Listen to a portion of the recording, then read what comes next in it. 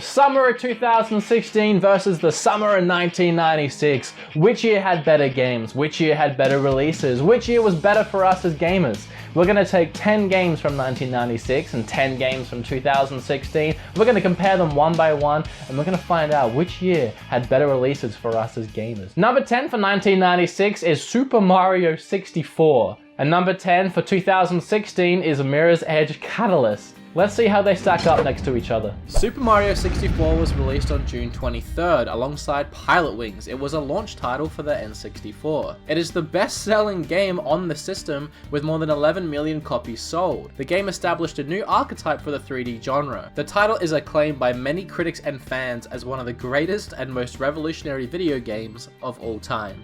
Mirror's Edge Catalyst is an action-adventure platform video game released on June 7th for Windows, PlayStation 4 and Xbox One. The game received mixed to positive reviews from critics upon release, with most reviewers praising the free-running gameplay and visuals, but criticizing the story and combat.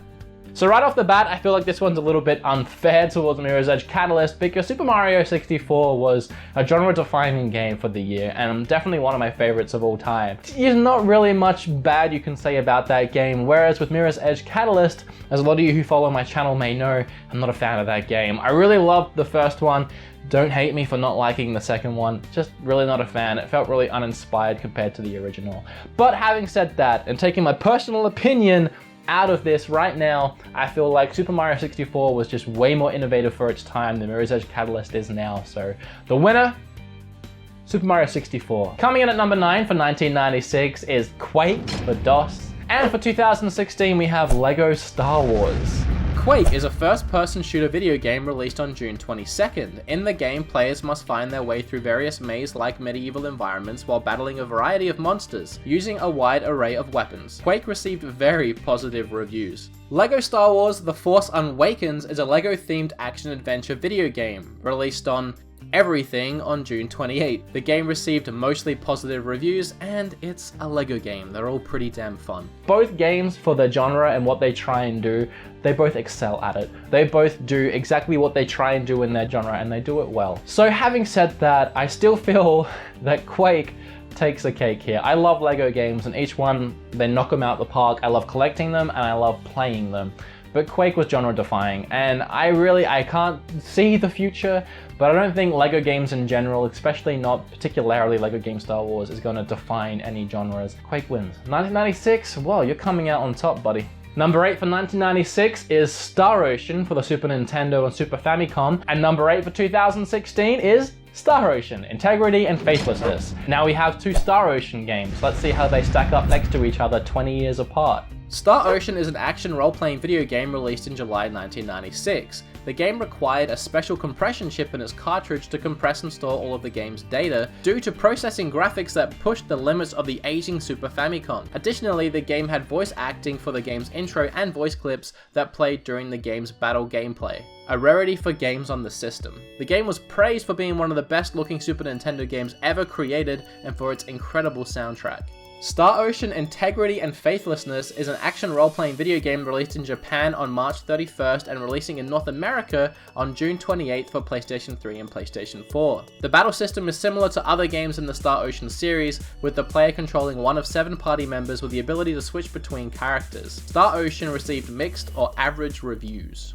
Now this is actually a really exciting and fun one for me to put together, as I love Star Ocean games. I have played the first Star Ocean for the Super Nintendo, and I recently played Star Ocean at E3, the new Star Ocean. So how do they compare? I haven't played enough of the new Star Ocean to say, however it was received less well than the previous Star Ocean. So going purely on critical acclaim and sales, the original Star Ocean would win. Plus, the original Star Ocean did look insanely beautiful and did a lot of innovative stuff for its time. I would give this one to 1996 yet again. Wow, it's like I'm a retro fanboy or something. Number 7, now let's hope that 2016 can take the lead here. For 1996, we have Nights into Dreams. I am so sorry, 2016. For 2016, we have Kirby Planet Robobot. Nights into Dreams is an action video game developed by Sonic Team for the Sega Saturn on July 5th. The game received positive reviews upon release, with critics praising the graphics, gameplay, soundtrack, and atmosphere, and is often regarded as the best Sega Saturn game of all time. and I would agree. Kirby Planet Robobot is a traditional platformer Kirby game released on June 10th. In it, the player controls Kirby, whose objective is to get to the end of each stage using his copy abilities. Kirby Planet Robobot received positive reviews. Now, Nights into Dreams for the Sega Saturn, it is the best game on the Sega Saturn. Now, I have said that to a few of my collector friends and they tend to disagree and they come at me with other games, but I feel that Nights into Dreams is the best game for the system, and arguably, it's up there. It's at least in the top 3 games for the Sega Saturn. Is Kirby Planet Robobot the best game for the 3DS? No, but it's a really fun one that it stays true to Kirby games, and Kirby games are almost always a hit. Sometimes not, but almost always a hit. Kirby is great, Kirby is fun, Kirby is fantastic, and I swear to you that there are games on this list that I know that I'm picking 2016. There's at least one, but I'm gonna give this one to 1996 again. God damn it. 2016, get your shit together. Number 6 for 1996, we have a game that has 96 in the title, 9696. It's King of Fighters 96. And coming in at number 6 for 2016, we have Monster Hunter Generations. King of Fighters 96 is a fighting game released by SNK for the Neo Geo arcade and home consoles on July 25th. The game made a few changes to the series' traditional gameplay, such as new techniques, various changes of some teams, with a few of them introducing new characters. The Neo Geo version of the game received fairly positive reviews. Monster Hunter Generations is an action role-playing video game developed and published by Capcom for the Nintendo 3DS, released in Japan on the 28th of November and coming to North America, Europe, and Australia on July 15th and 16th. Like other titles in the Monster Hunter series, players undertake quests that involve hunting dangerous creatures. Major additions to this installment include special attacks and new combat styles. Prior to the game's launch, Capcom expected to sell 2.5 million copies of Monster Hunter Generations by March 2016. The game sold over 1.5 million units in its first 2 days, and by the time of December 24th, 2015, the game had sold over 3 million copies. It was pretty well received, apparently. Now 2016 has a leg up advantage here as far as my list because I have played quite a few Monster Hunter games and I enjoy them thoroughly, whereas I have played very little to minimal amounts of King of Fighters 96 and King of Fighter games in general. However, I know King of Fighters is a fantastic series, but I've been doing so much of this list on my personal opinion that I would be remiss if I didn't do it right now and pick Monster Hunter. I swear in the West here, and even in Australia, is an underrated video game series. I just don't know anyone that plays it, and maybe that's just my experience, but maybe by picking it on this list as winning over the 1996 counterpart of King of Fighters will inspire some of you to go out and play them. I believe both of them do exactly what they intend to do for the genre, and they both do it equally well. I have just played more Monster Hunter, so I'm gonna have to go with Generations on this one. Plus, I don't want to pick 96 for everything. Coming in number 5 for 1996, we have Tekken 2. Coming in at 2016, we have No Man's Sky, which this is, again, a disadvantage because this game isn't released yet, but trust me, if you had a look at the other games on the list that are already released in 2016, it's probably better in 2016's favor that I include this game. Tekken 2 was first released in arcades in 1995, and later released for the PlayStation on August 25th. There are 10 playable characters in the game's arcade version, and up to 25 fighters, including 8 new ones on the console version. Tekken 2 was a massive critical as well as commercial success. No Man's Sky is an upcoming adventure survival video game set to release on August 9th. No Man's Sky's gameplay is built on 4 pillars: exploration, survival, combat, and trading in, which players are free to perform in a huge open universe. The title won E3's 2014's Best Original Game and Best Independent Game by a panel of game critics, as well as receiving the Special Commendation for Innovative Title. I don't know what to say, guys. No Man's Sky isn't out yet, so I haven't played it. It's extremely innovative. More innovative than Tekken 2 was for its time. It was an innovative fighter for sure. It did a lot of things for the genre. It's done a lot of things for the genre. It's a fantastic game, and it's probably gonna sell. It probably is gonna beat No Man's Sky in sales, just in its entirety of its lifetime. In an age of desperate for new IPs, in an age where I'm sick of seeing the same, as much as I love Assassin's Creed, as much as I love the newer Call of Duty, surprisingly enough, in an age where I'm sick of seeing the same shit regurgitated and shat out each year, No Man's Sky is an extremely refreshing change, and I don't see that game being bad, so I'm going to give this to No Man's Sky. No discredit to Tekken 2, as it did a lot for its genre, and it's one of the best fighting games of all time. but I need to be hopeful for the future because 2016 ain't looking so great so far. So let's hope the future of gaming can rival 1996 at some point. In the same vein as Star Ocean, we have another exciting one, and as a new lover of the Persona series, we have an exciting one. Coming in at number 4, we have Revelations Persona for PlayStation 1 in 1996, and for 2016, we have Persona 5 for PlayStation 3 and PlayStation 4. Revelations Persona was released for PlayStation 1 on September 20, a role-playing video game developed and published by Atlus. It is the first entry in the Persona series, itself a sub-series of the Megami Tensei franchise, and the first role-playing entry in the series to be released in the West. During its year of release in Japan, Persona sold 400,000 units, reaching 21st in the 100 best-selling games of the year. Persona 5 is an upcoming role-playing video game being developed and published by Atlus for the PlayStation 3 and PlayStation 4, set for release September 15 in Japan and February 14, 2017 for North America. The game incorporates standard role-playing gameplay and exploration alongside social simulation elements. As with previous titles in the series, the party does battle with supernatural enemies using manifestations of their psyche called personas. So as a new Persona lover and recently finishing Persona 4 for the first time and pumping 75 hours into it, as a guy that usually doesn't even play RPGs but managed to find a lot of fun in this game, I have researched and looked back at the other previous titles to see if any of them are worth playing, or at least for me. Persona 3 is the only one that I'd really want to invest any time in, and people seem really torn between if Persona 3 or Persona 4 is better, but from what I've seen, I think I would prefer Persona 4. My point in this is that since Revelations, every Persona game has gotten better. Whilst Revelations, the first game and the second game for Persona, were very different games, I believe the style of games as they are now are more solid and more individual on their own right. So I think it goes without saying that Persona 5, especially with what we've already seen of the game, is going to knock it out the park, and it really can't suck. I don't see it sucking. So I'm going to take a gamble, and I'm going to say that Persona 5 as a game is definitely going to be better than the original Persona. Coming in at number 3, we have an interesting matchup. For 1996, we have Donkey Kong Land 2 for the Game Boy, and for 2016, we have Recore for Xbox One and PC. Donkey Kong Land 2 was released on Game Boy on September 30. It was enhanced for Super Game Boy with different shades of color, as well as a 16-bit banana border on the edges of the television screen. Like the original Donkey Kong Land, it came packaged in a banana yellow cartridge. Banana, I need to say banana like a goddamn Australian. The game received positive reviews, but was criticized for the similarities between its levels and those of Donkey Kong Country 2 for the Super Nintendo. Recore was first revealed at E3 2015 and has a release date set for September 13th. In the debut trailer for the game, a young woman is shown in a vast desert, accompanied by a robotic dog with a glowing sphere in its abdomen. As the pair explore the vault, they are attacked by robotic enemies. The woman has a grappling hook that she uses to remove the cores from the enemies, causing them to collapse.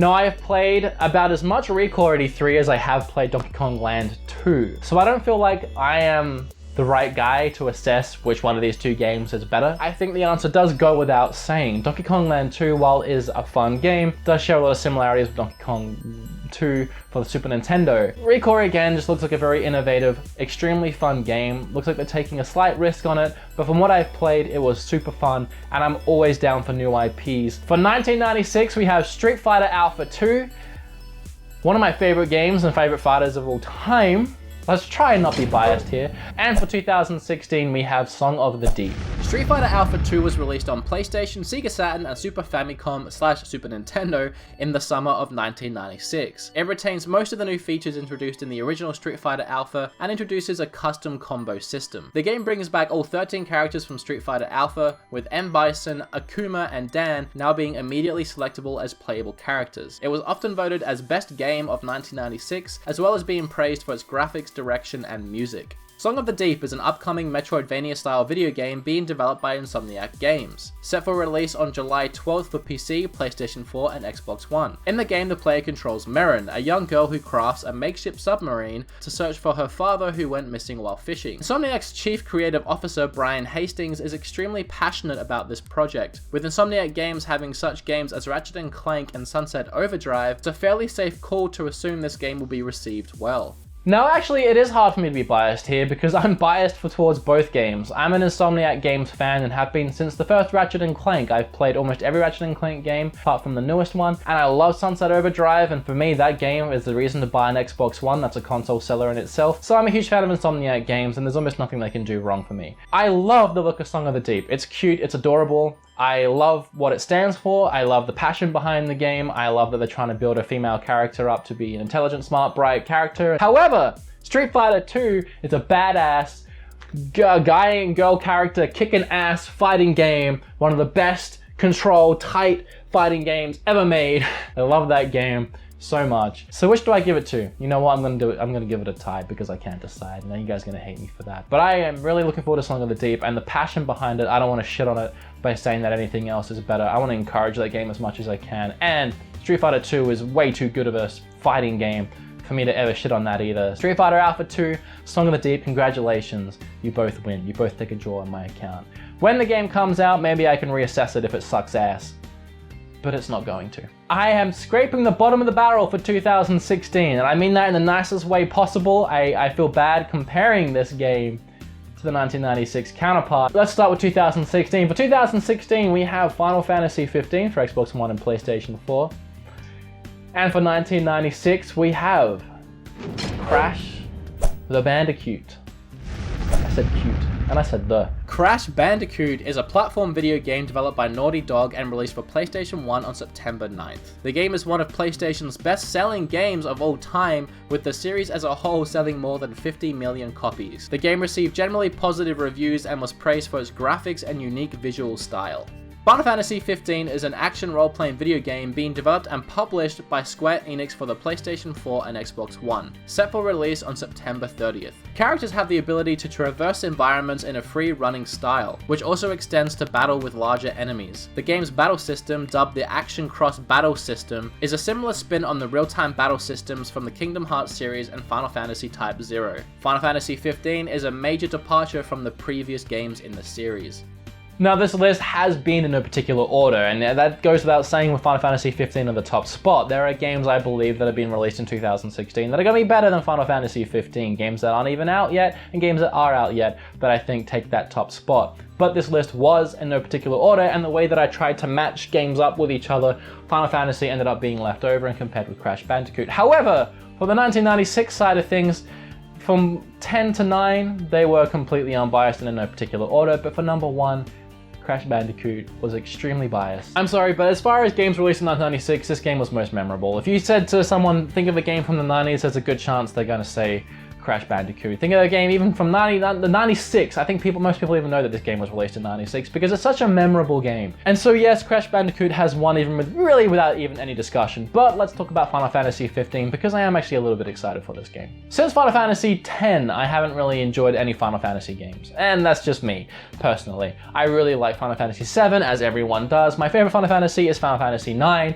Hate me if you want. I even managed to enjoy Final Fantasy 8, even though some people don't seem to. But 10 was the last one that I really thoroughly enjoyed. The game has a lot of personality, a lot of charm, and Blitzball was a hell of a game. Final Fantasy 15. Now this is a really different take on Final Fantasy. It's an extremely different take on Final Fantasy. In fact, I saw a little bit of it at E3 and I have seen a little bit of it online. I'm trying not to ruin too much because I want to actually throw myself into this game and be lost and overwhelmed by how awesome it may or may not be. It looks like it has insanely cool boss battles. I am a huge fan of Kingdom Hearts and I love that style of RPG, and whilst I do like turn-based style RPGs as well, and I know a lot of people will be pissed that Final Fantasy has strayed so far from turn-based. The last turn-based Final Fantasy RPG I played was Final Fantasy 13. So I don't mind too much that they're varying from that concept. The fact that it is open world, the graphics look fantastic, the gameplay, again, looks like it's really up my alley. I'm excited for this game. So what year was better, 1996 or 2016? Well, if you've gotten this far in the video, I'm sure you already know my answer, but it's open to opinion. You can let me know down below which year you prefer. People ask me why I'm a retro gamer, why I collect these games, why I keep this stuff from 20 years ago, 30 years ago, and I'm sure any of you collectors out there could ask the same question. And videos like this, they kind of highlight why, don't they? I love the new age of gaming. Last night I finished Wolf Among Us and I was up for 3 hours thinking about the damn game. That was released in 2014, I'm a little late to the party, but newer games still manage to blow me away, of course they do. Playing the new Doom damn, the new Doom, it would be a great comparison to the older Doom because I honestly personally believe the new Doom was a better, more fun experience than previous Doom titles. So newer age games can come out on top. There are games that I can't live without playing that come out yesterday and are coming out in a year from now. But comparing the titles between 20 years ago and now, Crash Bandicoot, Street Fighter Alpha 2, Tekken 2, Star Ocean. There was something about the 90s. There wasn't as many games being made in general, but the games that were being made, they just seemed better. They just seemed like bigger hits and more memorable. Maybe it's because there is too much being made now that it all gets swallowed up. There was a lot that I left off this list and tried just to pick the best ones, but there were still more great titles from 1996 that I didn't put on, while I struggled to find games from 2016 that were worthy of being on the list. But that's just my personal opinion. Again, please let me know down below how wrong I was, because everyone has different opinions and not everyone is a retro gamer. Whilst I have been comparing 1996 to 2016 because I thought that would be a fun thing to do, these are still the top 10 games of 2016, and they are still fun, exciting, and some of them innovative games. None of these games on the list are in any way bad games. I put them on because they looked fun or they are fun. I just compared them to 1996 and they didn't come out on top. But that's on them. So if you enjoyed this video, actually let me know down below. I've never done anything like this before and I would love to do more. It was actually kind of fun. Like the video, leave a comment down below with what your opinion on this video was, and your opinion on what year it's better, and what games are you looking forward to, and subscribe. But that's all from me. I appreciate you guys watching. I'm gonna go edit this now in summer of 2016 where I am sweating. I need to put the fan on.